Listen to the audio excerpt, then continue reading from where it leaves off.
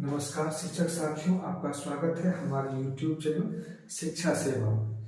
जैसा कि आपको पता है, साक्षरता परीक्षा और बीपीएससी शिक्षक बहाली दोनों बहुत नजदीक आ गए हैं। दोनों परीक्षाओं को ध्यान में रखकर हमने आपके लिए सेपरेट वीडियो बनाया है ताकि कम समय में आपकी तैयारी बेहतर हो सके।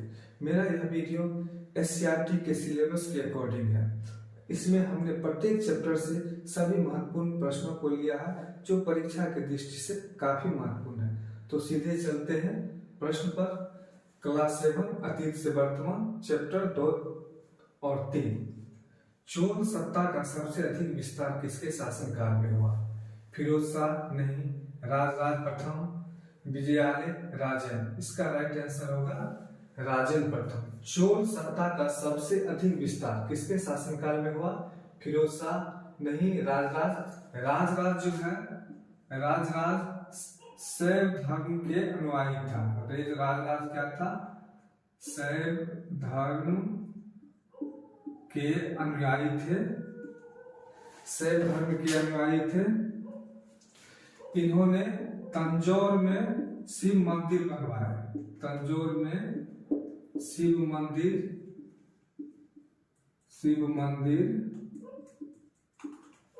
का निर्माण किए जो बृहदेश्वर या राजराजेश्वरम के नाम से जाना जाता है।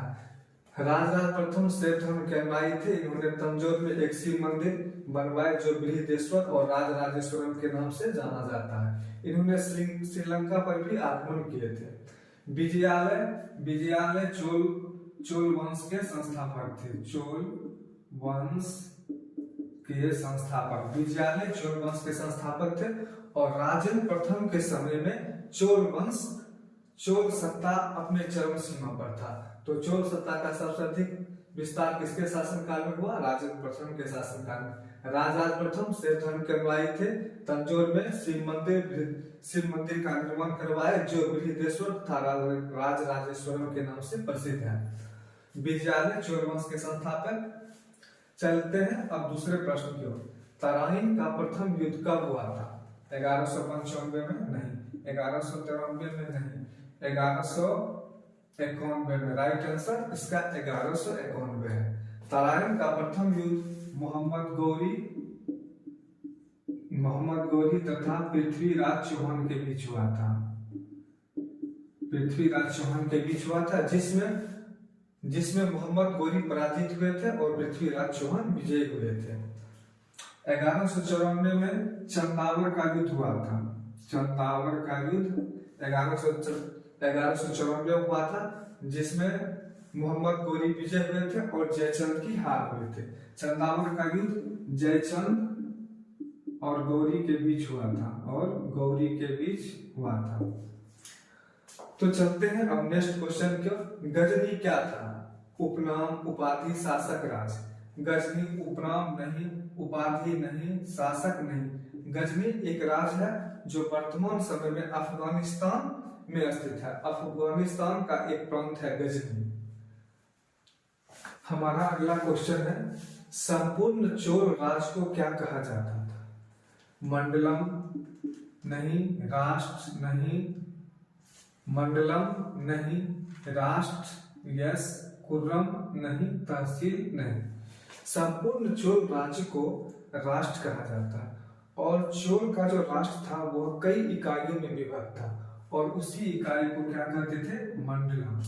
चोल का राष्ट्र कई इकाइयों में विभक्त था और उसी इकाई को कहते थे मंडलम। कुर्रम जो है, कुर्रम गांव का एक समूह था। चोल प्रशासन में गांव के समूह को कुर्रम कहा जाता था। कई गांव मिला के एक कुर्रम का निर्माण होता है। कुर्रम क्या था? गांव का समूह। चोल प्रशासन में गांव के समूह को कुर्रम कहा जाता है। चलते हैं अगला प्रश्न की ओर। चोल प्रशासन में विजय राजा क्या कहलाते थे? महाराज नहीं, अधिपति, सामंत, वीर। इसका राइट आंसर होगा अधिपति। बृहदेश्वर मंदिर किस वंश के शासक ने बनवाया था? गुज्जर प्रतिहार वंश नहीं, सोलंकी वंश नहीं, लोधी वंश नहीं। बृहदेश्वर मंदिर चोल वंश ने बनवाया था। बृहदेश्वर मंदिर चोल वंश के शासक ने बनवाया था। और किसने बनवाया था? तो राज प्रथम, राज प्रथम। बृहदेश्वर मंदिर राज प्रथम कहाँ स्थित है? तंजौर में। किस देवता को समर्पित है? तो शिव को। और इसी मंदिर को, तंजौर के शिव मंदिर को ही, तंजौर के शिव मंदिर शिव देवता को समर्पित है। इसे ही बृहदेश्वर मंदिर कहा जाता है और इसे ही राजराजेश्वरम का मंदिर भी कहा जाता है। चलते हैं नेक्स्ट प्रश्न। हमारा अगला क्वेश्चन है, पाल वंश का उदय कब हुआ था? पाल वंश का उदय कब हुआ था? 8वीं शताब्दी में, 8वीं शताब्दी में यस, 10वीं शताब्दी में नहीं, 12वीं शताब्दी में नहीं, 14वीं शताब्दी में नहीं। पाल वंश का उदय 8वीं शताब्दी में हुआ था। किसने किया था? गोपाल ने। गोपाल, पाल वंश का संस्थापक गोपाल। कब हुआ था? 8वीं शताब्दी में। कहाँ हुआ था? बिहार और बंगाल के प्रांत। पाल वंश का उदय बिहार और बंगाल के प्रांत में हुआ था। बिहार और बंगाल के प्रांत में हुआ था। हम बार बार क्वेश्चन को रिपीट कर रहे हैं, बार बार क्वेश्चन को रिपीट इसलिए कर रहे हैं कि ताकि क्लास में ही आपको याद हो जाए। चलते हैं अगले क्वेश्चन की ओर। विक्रमशिला विश्वविद्यालय का निर्माण किसने करवाया था? विक्रमशिला विश्वविद्यालय का निर्माण किसने करवाया था? गोपाल ने नहीं, मणिपाल ने नहीं, धर्मपाल ने। यस, इसका राइट आंसर होगा धर्मपाल। जब गोपाल आ गया है तो गोपाल पे चर्चा कर लेते हैं। गोपाल ने ओदंतपुरी में एक मठ तथा एक विश्वविद्यालय की स्थापना किया। मठ तथा विश्वविद्यालय। गोपाल ने ओदंतपुरी में एक मठ और एक विश्वविद्यालय का निर्माण करवाया। और ओदंतपुरी आज बिहार राज्य के बिहार शरीफ जो है वही ओदंतपुरी कहलाता था। मणिपाल, धर्मपाल ने विक्रमशिला विश्वविद्यालय का स्थापना करवाया। और विक्रमशिला आधुनिक बिहार के भागलपुर जिले में है। विक्रमशिला भागलपुर जिले में है। कहाँ है? विक्रमशिला भागलपुर जिले में है। विक्रमशिला विश्वविद्यालय भागलपुर जिले में है। स्थापना निर्माण करवाया था धर्मपाल ने। गुप्त काल में कौन से संप्रदाय पूरे भारत में फैल चुका था? जैन संप्रदाय नहीं, बौद्ध संप्रदाय नहीं, शैव संप्रदाय नहीं, वैष्णव संप्रदाय। यस, इसका राइट आंसर होगा वैष्णव संप्रदाय। गुप्त काल में वैष्णव संप्रदाय पूरे भारत में फैल चुका था। दोस्तों, यह वीडियो हम इसलिए बना रहे हैं कि हम भी एक बीपीएससी क्वालिफाइड टीचर हैं। हम आपको अपना अनुभव शेयर कर रहे हैं। एग्जाम जो होता है बीपीएससी टीचर का, उसमें लगभग एससीईआरटी से भी क्वेश्चन दिया जाता है। तो हम यह वीडियो एससीईआरटी सिलेबस के अकॉर्डिंग बना रहे हैं ताकि कम समय में आपकी तैयारी हो सके। बहुत सारा क्वेश्चन ऐसा होता है जो सेम टू सेम एससीईआरटी से उठा के दे दिया जाता है। आगे की वीडियो में हम चर्चा करेंगे कौन सा क्वेश्चन किस एग्जाम में हूबहू डायरेक्ट रूप से जो हमारे एससीईआरटी के बुक में है वही क्वेश्चन उठा के दे दिया जाता है। तो इसीलिए हम एससीईआरटी बुक से ये क्वेश्चन बना रहे हैं ताकि आपकी तैयारी को और बेहतर किया जा सके। चलते हैं नेक्स्ट वीडियो। मोहम्मद गजनवी की मृत्यु कब हुई? मोहम्मद गजनवी जो कि एक आक्रांता था जो भारत पर एक नहीं, दो नहीं, 17 बार आक्रमण किया। और मोहम्मद गजनवी की मृत्यु कब हुआ? 1018 में नहीं, 1015 नहीं, 1025 नहीं, 1030। मोहम्मद गजनवी की मृत्यु 1030 में हुआ।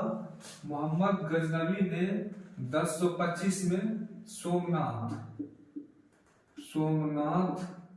1025-26 में उन्होंने सोमनाथ को लूटा। 1015 में उन्होंने कश्मीर पे आक्रमण किया, लेकिन प्राकृतिक बाधा के कारण उसे लड़ना पड़ा। 1015 कश्मीर आक्रमण।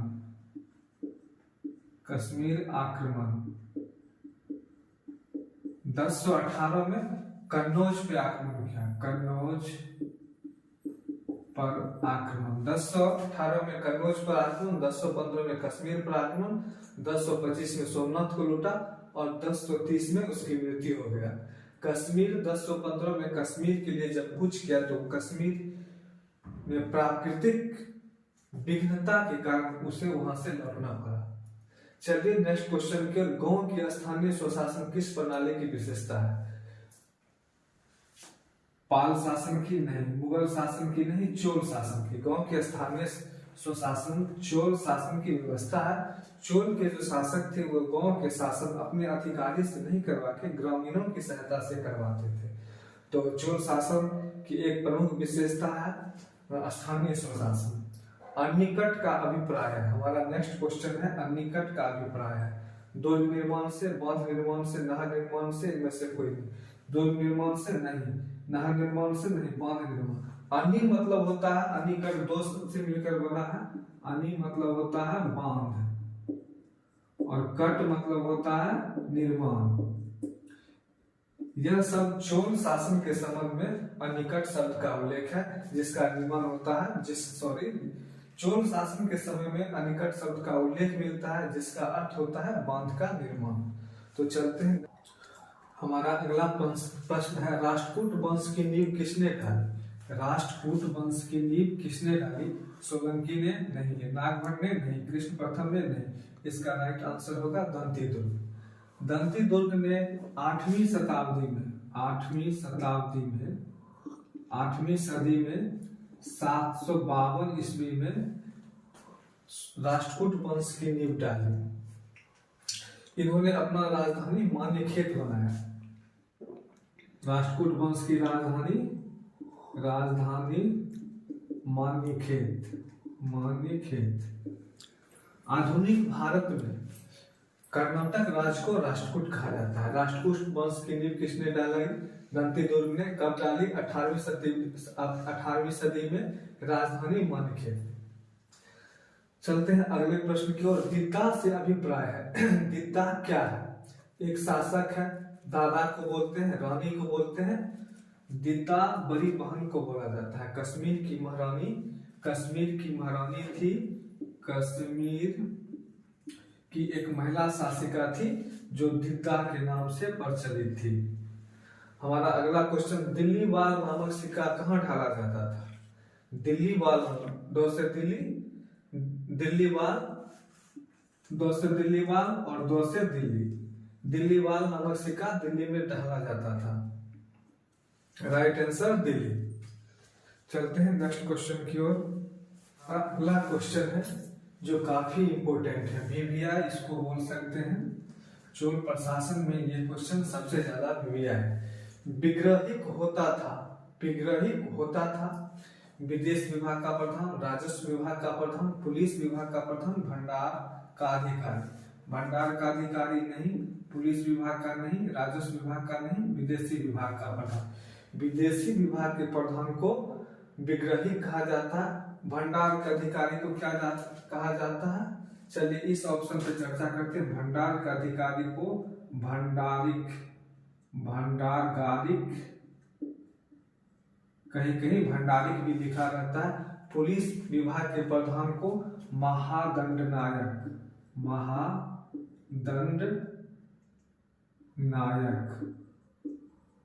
पुलिस विभाग के प्रधान को महादंडनायक कहा जाता है। राजस्व विभाग के प्रधान को अक्षपटालिक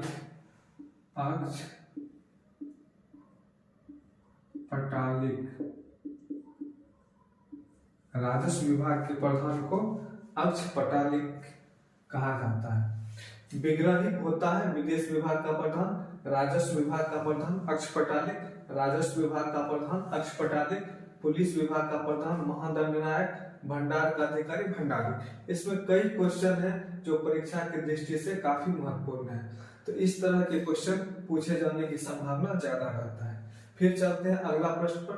चोल शासन में उर का संबंध। उर क्या होता है इसके बारे में बताया गया। गांव के वरिष्ठ ब्राह्मणों की सभा, व्यापारी समुदाय की सभा, सर्वसाधारण की सभा, इनमें से कोई नहीं।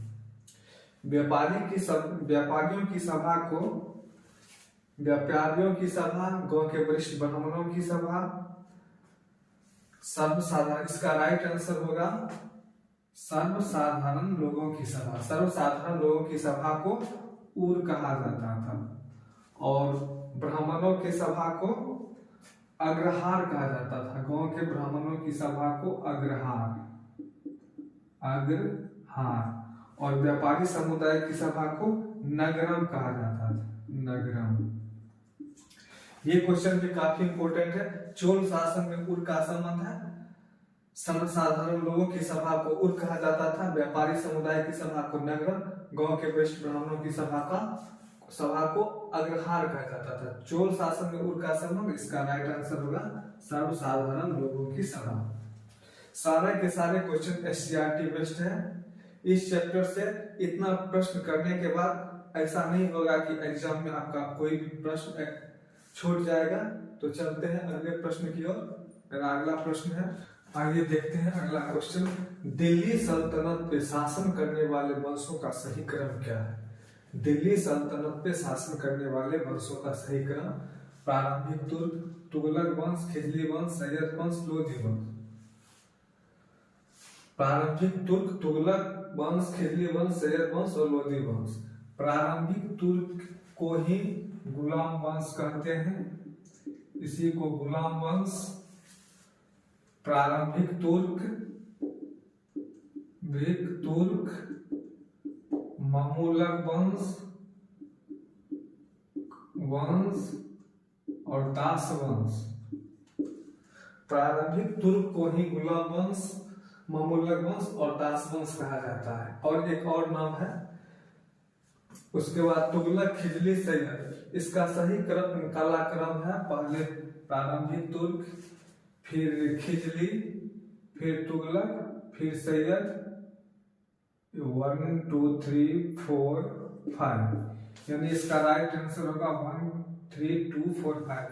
दिल्ली सल्तनत पर शासन करने वाले वंशों का सही क्रम है प्रारंभिक तुर्क, खिजली वंश, तुगलक वंश, सैयद वंश, फिर लोधी वंश।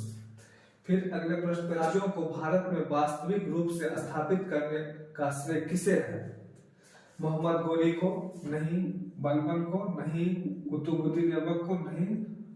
इसका श्रेय इल्तुतमिश को दिया जाता है। तुर्क राज को वास्तविक रूप से भारत में स्थापित कौन किया? इल्तुतमिश।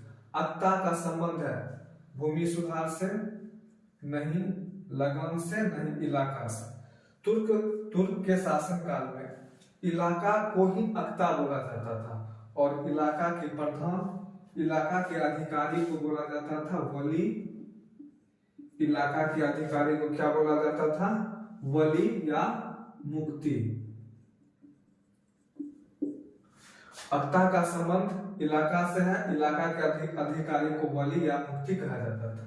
हमारा नेक्स्ट क्वेश्चन है, अलाउद्दीन के समय में घुड़सवार सैनिकों को कितना वेतन प्रति वर्ष मिलता था? प्रति वर्ष कितना वेतन मिलता था? 234 टका, 224 टका नहीं, 254 नहीं, 244 नहीं। इसका राइट आंसर होगा 234 टका। अलाउद्दीन के समय में सैनिक को, प्रति घुड़सवार सैनिक को 234 टका मिलता था। अलाउद्दीन ने अस्थायी सेना की नियुक्ति की।